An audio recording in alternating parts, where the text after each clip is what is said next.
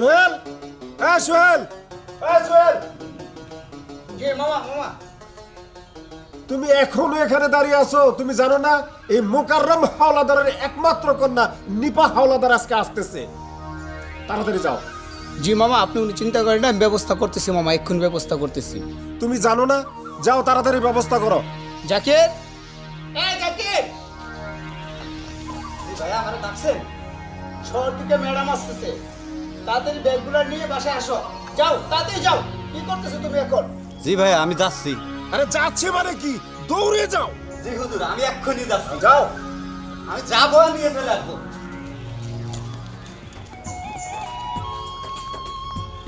নিপা আসতেছে, অনেকদিন পর নিপা আসতেছে। নিপার জন্যই তো এই বাসাতে আমার থাকা হলো। যাক নিপা আসতেছে, আমার ক্যাটারটা নিয়ে থাকতে হবে।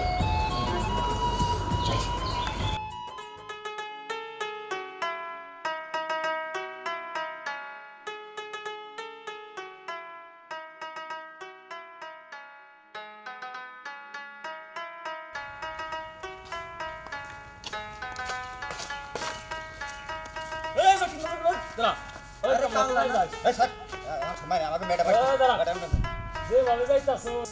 বিদেশে তোর বউ আইতাছে। কথা কিন্তু ভালো ভাই কইস।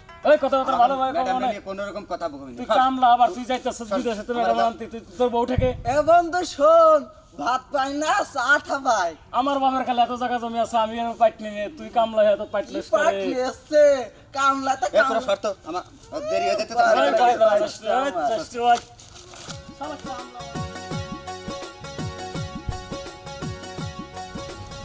দাঁড়াও, এই যে এতদিন পর শ্বশুর বাড়ি যাচ্ছ, কি বেশি তার উপর খালি হাতে? আর থামো, ছাগলের মতো রাস্তার মতো বগর বগর করতেই থাকো। মুখদা যখন কথা শুরু হয় পড়তেই থাকে। ওই আমি বকর বকর করি? এতদিন পর শ্বশুর বাড়ি যাচ্ছ, কি বেশি তার উপর খালি হাতে? তোমার কি লাখ লজ্জা শরম কোনো কিছুই নাই? তোমার কি ইগোতে লাগে না যে শ্বশুর বাড়ি যাইতে হলে খালি হাতে যাওয়া লাগে না? আর ভাবছিলাম যে 10 টাকা একটা চিপস নিব দোকান 10 থেকে। টাকাতে ছিল একেবারে দিও একটা 10 টাকা দামের চিপস নিবা মানে? আমার আবার বাবার বাড়ি কি ছোট বাচ্চা মনে আছে নাকি? আর কি বললাম, এটা নতুন শার্ট, এটা নতুন শার্ট। সেই 10 বছর আগে আমার বাপ দিছিল, সেই শার্ট পরে যাইতাছ। আমার বেশি কথা কও না। আর 10 টাকা দামের চিপস বললাম, আমার লজ্জা করে না যে 10 টাকার চিপস নিয়ে যাও? আরে থামো, তোমার বাপ যে দিছিল 10 বছর আগে তা হাসা কথা কইছো, কিন্তু এটা আমি লন্ডিতে দিয়া এটা তো নতুন করছি না। কি কিপটা রে ভাই, এত থেকে কিপটা আমার কপালে জুটছিল। তাড়াতাড়ি যাও। আর এই যে চিপসের কথা তো বললা, 10 খান টাকা কিন্তু একটা চিপসের দাম। ওরে বাবা, 10 আর টাকা। 10 খান টাকা চিপস কিনলে দোকানদারের 2 টাকা লাভ হবো। ওই প্রায় পার না এদিকে তাতে কইছে আমার সুমন দিয়েছে না। হ্যাঁ, তোমার সম্বন্ধিত ছোট বাচ্চা ওই চিপস খাবে বয়ে বয়ে, বুঝো নাই? কিপটার ঘরে কিপটা। তাড়াতাড়ি যাও, নাহলে ঘাট ঘরে নিয়ে যাবো কিন্তু। আরে আসো। আরে স্যার রাস্তার মধ্যে কি শুরু করলাম? আমি তো কইছি 10 টাকা চিপস নিব।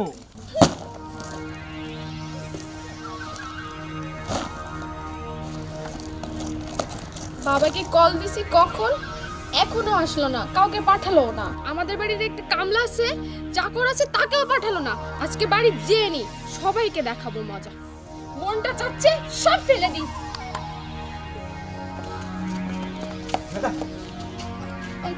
চাকরের বাচ্চা চাকর, তোর আসতে এত দেরি হয়? হ্যাঁ, আমি এখন থেকে দাঁড়িয়ে আছি। চাকরের বাচ্চা চাকর, জানিস না আমি আসতেছি? তোর এত দেরি হলো কেন? ম্যাডাম আমি তো জানি না যে আপনি আসতেছেন। স্যার বললো তাই তাড়াহুড়া করে চলে আসলাম। মনটা চাচ্ছে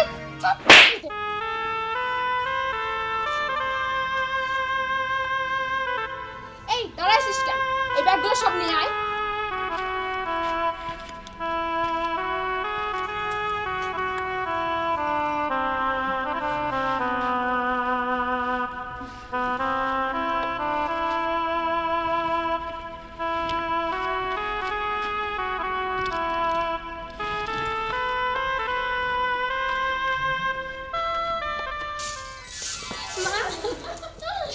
কেমন আছো মা?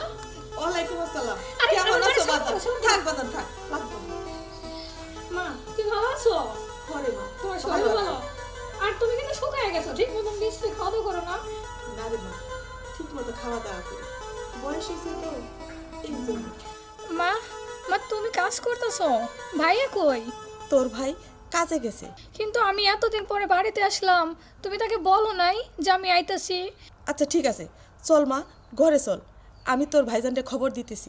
10টা না 5টা না, আমি একটা বোন, আর আমি আসবো শুনে সে কাজে গেল। দেখ মা, তোর ভাইজান যদি কাজ না করে তাইলে আমরা খাবো কি? সংসারটাই বা কেমন করে চলবো? আর তুমি থামো তো। আর তোমার রাস্তায় কি কইছি তোমার মনে নাই? আচ্ছা ঠিক আছে মা, তুমি তাহলে ভাইয়ারে খবর দাও, এতদিন পরে আসলাম, বুঝো না? ঠিক আছে মা, আমি তোর ভাইজানকে খবর দিতেছি। চল মা, ঘরে চল। হ্যাঁ চলো চলো। আসো বাবা।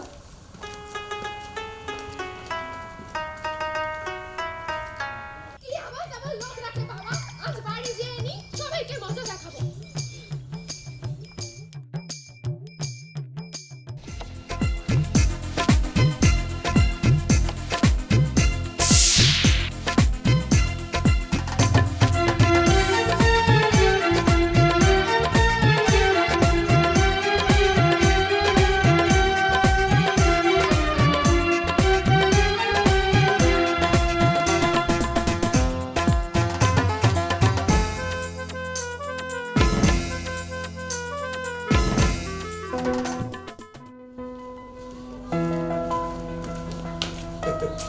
মা জননী, তুমি এসে পড়েছো?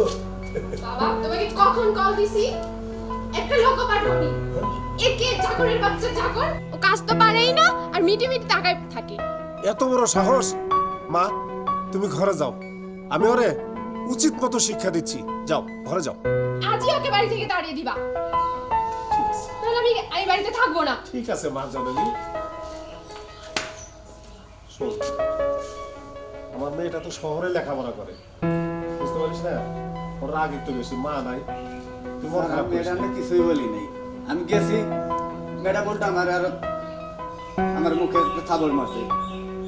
তুই মন খারাপ করিস না, হ্যাঁ? আমি মন খারাপ করিনি। অনেকদিন পর আমার মেয়ে শহর থেকে আসছে। আমার যে কি আনন্দ লাগতেছে! আজকে মেয়ের জন্য অনেক কিছুর আয়োজন করতে হবে, ভালো ভালো খাবারের আয়োজন। সোহেলটা যাবার কই গেল? সোহেল, সোহেল, সোহেল! আয় হায় রে দোস্ত, তুই আগে বলবি না? আমার ড্রেয়ারে আমি এত মেয়ে দেখালাম, আমার পছন্দ হয় না। টেরা দেখি, কালো দেখি, এ দেখি, সে দেখি, আমার মন মানে না দোস্ত। লাল খান দেখতে যাবো। ওই যে একটা গান আছে না, হাসি দিলে টাল পারে তোমার ডেতে গালে, সেই তালে তালে। মা ঘরে আছো? ও মা, কি রে বাজার? আরে ভাইয়া তুমি আইছো? কেমন আছো ভাইয়া? আসসালামু আলাইকুম ভাইজান, কেমন আছেন? ওয়ালাইকুম আসসালাম। তোমরা কখন আসলে? এই যে ঘন্টা কানেক হয়েছে। কেমন আছেন ভাইজান? আলহামদুলিল্লাহ ভালো আছি। তুমি ভালো আছো তো? জি ভাইজান, ভালো আছি। বাড়ির সবাই ভালো আছে? হ্যাঁ, আমাদের বাড়িতে সবাই ভালো আছে। তা আপনার শরীরটা কেমন ভাইজান? আমার শরীর অনেক ভালো।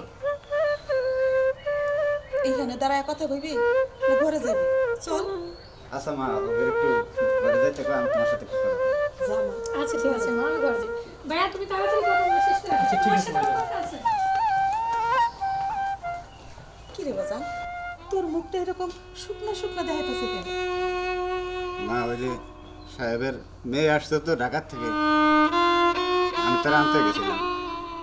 ও আমার অনেক অপমান করছে, আমার গায়ে হাত তুলছে।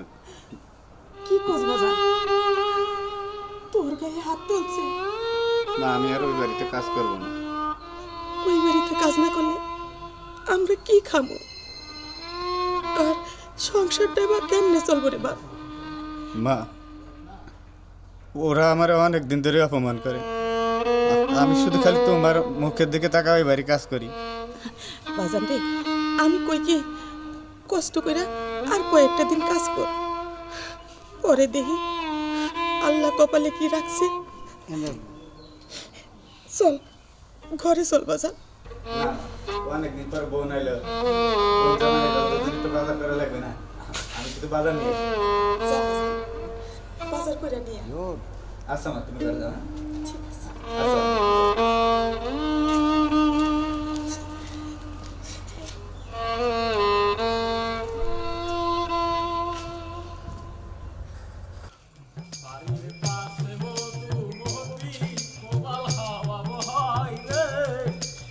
আরে বন্ধু, গান থামা।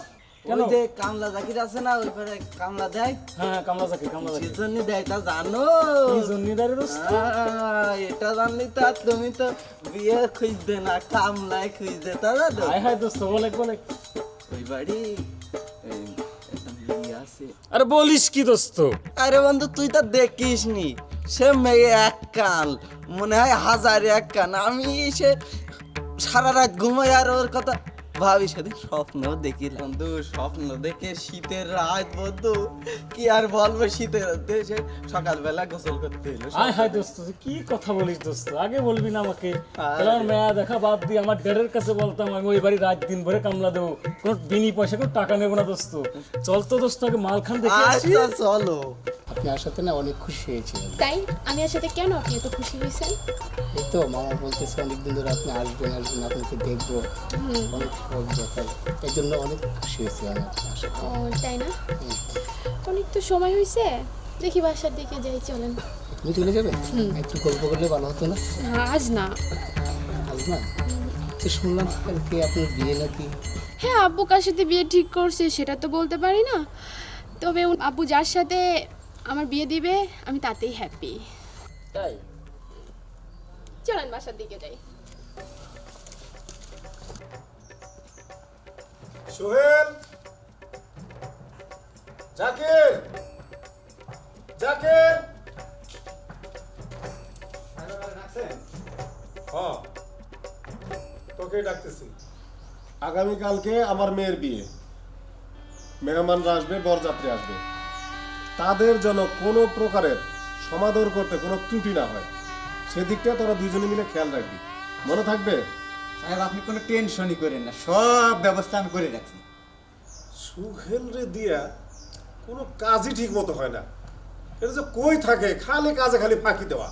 সারাটা জীবন ভরা দেখতেছি যে এই ছোট সময় থেকে ওর একটা ফাঁকি দেওয়ার অভ্যাস আছে।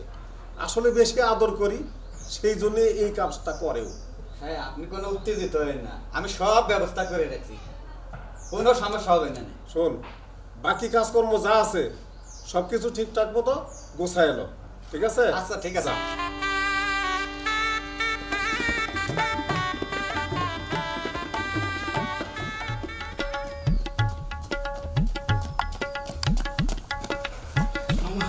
মামা সর্বনাশ হচ্ছে মামা।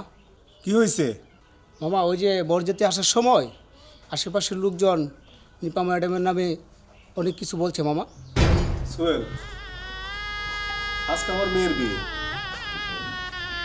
আর বরযাত্রীরা আমার মেয়ের খারাপ খবর শুনে রাস্তা থেকে ফিরে গেছে। এটা তো আমার একটা মান সম্মানের ব্যাপার। এই এলাকায় সবাই জানে এই মোকাররম হাওলাদারের একমাত্র কন্যা নিপা হাওলাদারের বিয়ে। এখন তো আমার উপায় নেই, এখন আমি কি করি? সোহেল, আমি তো তোর ছোট কাল থেকে মানুষ করছি, তোর বড় করছি, নিজের ছেলের মতো করে বড় করছি। তুই নিপাকে বিয়ে কর।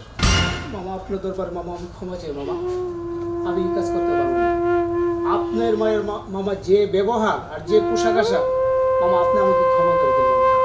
ছোটকাল থেকে আপনি আমাকে মানুষ করছেন মামা, আমি আপনার কাছে কৃতজ্ঞ মামা। আমি আজই আপনার বাসা থেকে মামা চলে যাচ্ছি মামা।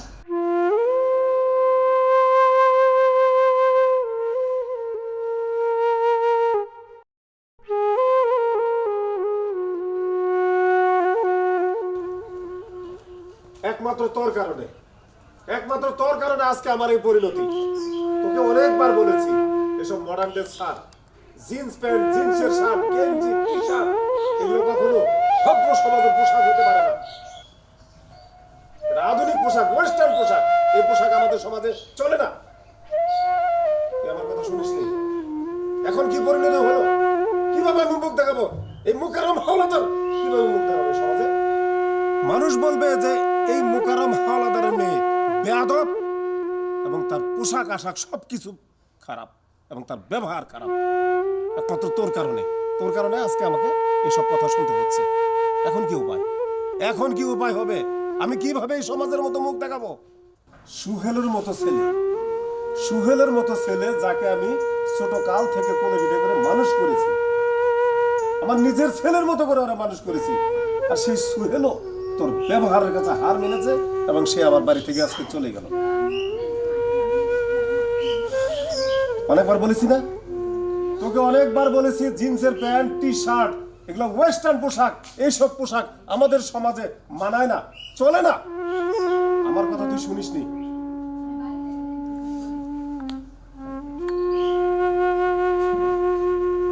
জাকির,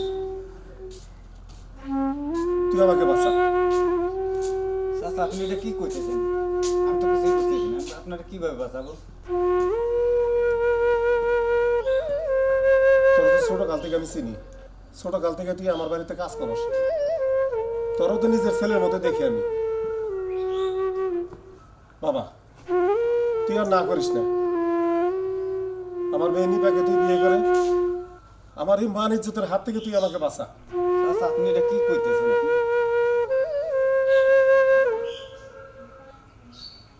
আমার যদি কোনো সমস্যা না হয়, তোর তো সমস্যা থাকার কথা না। আমি তো তোর সবকিছু জানি, তোর পরিবার সম্বন্ধেও সবকিছু জানি। আমার তো একটা মান ইজ্জতের ব্যাপার, তুই আমার মান ইজ্জতের দিকে একটু তাকাবি না? ঠিক আছে চাচা, আপনি আমার বাবার সমতুল্য, আপনি যেটা ভালো মনে করেন তাই করেন। আহ, তুই আমার বাঁচালি বাবা। দীপা এদিকে আয়।